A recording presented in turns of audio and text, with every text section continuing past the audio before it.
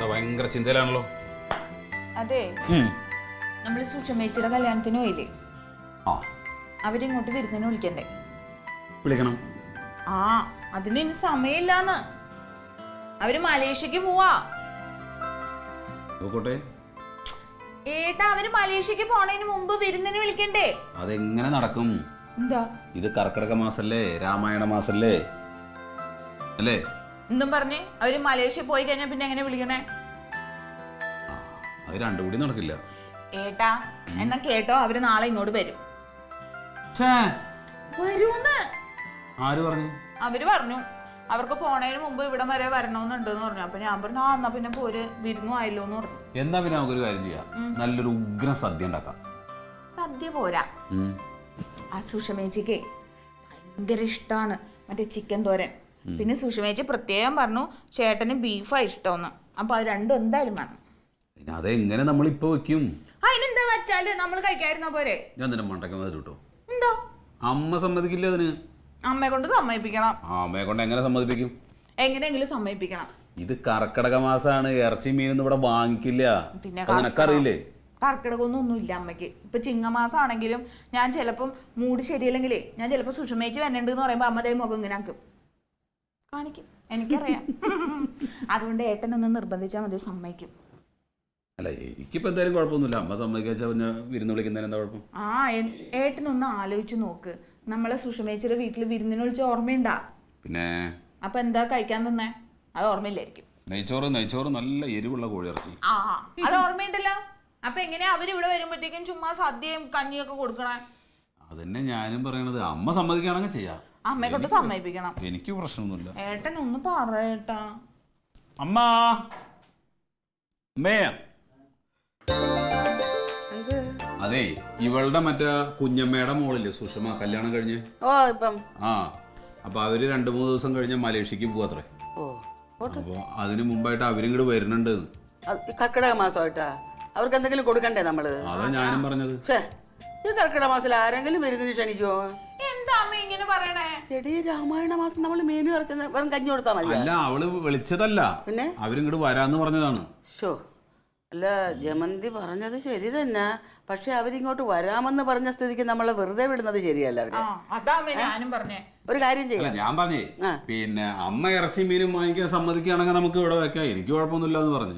ഇവിടെ വെക്കാൻ സമ്മതിക്കത്തില്ല. നമുക്കൊരു കാര്യം ചെയ്യാം, തങ്കത്തിന്റെ വീട്ടിലേക്ക്. എന്താ? ഇറച്ചി മീനൊക്കെ അവിടെ ആയിക്കോട്ടെ. അത് തന്നെ. അവനോട് അതിന്റെ സമ്മതമൊക്കെ ചോദിക്കാൻ. അല്ലല്ല, ഇന്നലെ ഇറച്ചി മീനും ഇല്ലെന്ന് പറഞ്ഞുകൊണ്ട് ഇവിടെ ഇറങ്ങി പോയതാ അവൻ. അതൊന്നും ഇല്ലാത്തതുകൊണ്ട്. ഏട്ടാ, മീൻ എന്ന് പറഞ്ഞ ആള് വീണോളും, നമ്മള് മേടിച്ചു കൊടുക്കാന്ന് പറഞ്ഞാൽ. അതെ. എന്നാ പിന്നെ ഞാൻ പോയി ചോദിക്കും. നീ ഒരു കാര്യം, നീ പോയി ചോദിക്കും. ഞാൻ പോയി ചോദിക്കട്ടെ? പോയി ചോദിക്കോ? പിന്നെ നമുക്ക് നടത്തുന്നതിന് വിഷമമൊന്നുമില്ല. രാവിലെ പോയതാണല്ലോ ചേട്ടാ, എവിടെ പോയി? എന്റെ ഭാര്യയെ കൊച്ചിനെ കാണാൻ പോയതാ. സന്തോഷിപ്പിക്കല്ലേ? അതെ, ഞാനൊരു സത്യക്രിസ്ത്യാനാണെന്നുള്ള കാര്യം നിനക്കറിയാലോ. ഇറച്ചി മീനൊന്നുമില്ലാതെ എനിക്ക് പറ്റത്തില്ല. പറയണ കേട്ടാ തോന്നുന്നു എല്ലാ ദിവസവും ഇവിടെ ഇറച്ചി മീനൂട്ട് അങ്ങോട്ടും ഇങ്ങോട്ടും തട്ടിക്കളിക്കാന്ന്. എന്തിനാണ് ക്ലീറ്റ?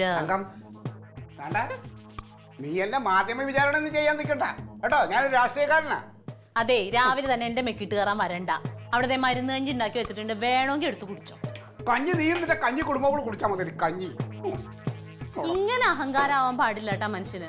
ക്ലീറ്റോ എന്താ വലിയ കൊമ്പത്തെ കുടുംബത്തിൽ ജനിച്ചതാ? സാധാരണ കുടുംബത്ത് തന്നെയാണ്. അപ്പൊ വന്ന വഴി മറന്നുകൊണ്ട് വർത്താനം പറയുന്നു. നീ എന്നെ ഭരിക്കാനൊന്നും നിൽക്കണ്ട. എന്റെ തുണിയെല്ലാം എടുത്ത് പാക്ക്. വന്ന വഴിക്ക് ഞാൻ പോവുക ഇങ്ങോട്ട് പാലായിൽ എന്റെ കുടുംബത്തിലേക്ക്. ഇനി കർക്കിടകം കഴിഞ്ഞിട്ട് ഞാൻ ഇങ്ങോട്ട് വരുന്നുള്ളൂ. സത്യം? ഭഗവാനെ, വർഷത്തിൽ 12 മാസം കർക്കിടകമായിട്ട് ആചരിക്കണം. നിന്റെ മനസ്സിരിപ്പിതാന്ന് എനിക്കറിയാടി. ഞാനിവിടെ നിനക്ക് ശല്യമാണല്ലോ. നോക്ക്, കഞ്ഞി എവിടെ ഇരിക്കണം? ഏത് കഞ്ഞി? ഏത് കഞ്ഞിതാ? അപ്പൊ അതും ഇല്ലേ?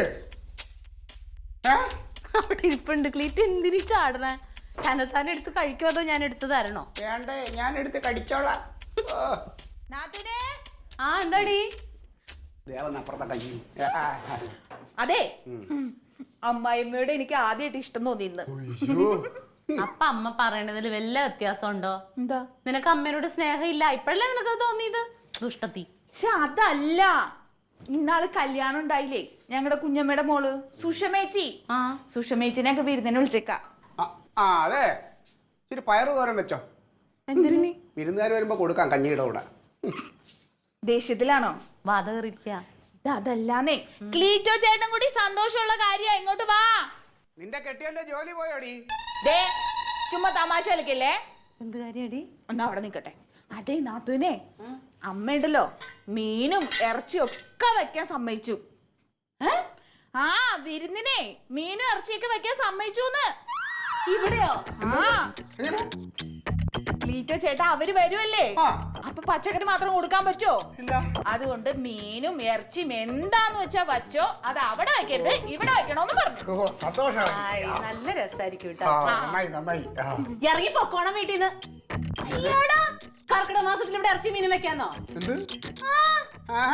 എന്റെ അമ്മയമ്മ അങ്ങനെ ഒരു ആഗ്രഹം പറഞ്ഞെങ്കിൽ അത് സാധിച്ചു കൊടുക്കാന്നുള്ളത് ഈ മരുമോന്റെ കടമയാണ്, കർത്തവ്യമാണ്, അത് മരുമോന്റെ ഉത്തരവാദിത്വമാണ്. എത്ര ഉത്തരവാദിത്തം കുറച്ച് കാണിച്ചാൽ മതി.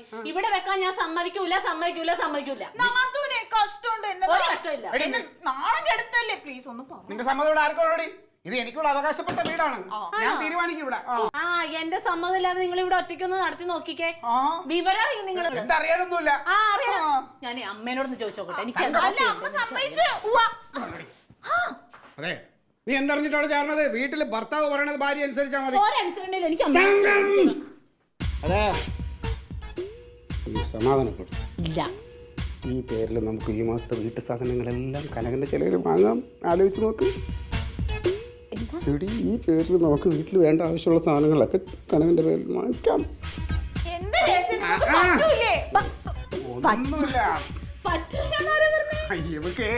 ഇവിടെ പ്രശ്നം എന്താണെന്നറിയാൻ പോടി, ഇതെല്ലാം ഒറ്റയ്ക്ക് ഞാൻ ചെയ്യണ്ടേന്ന്. അതാണ് ഞാനത് പറഞ്ഞു. ഇപ്പൊ അവക്കെല്ലാം മനസ്സിലായി.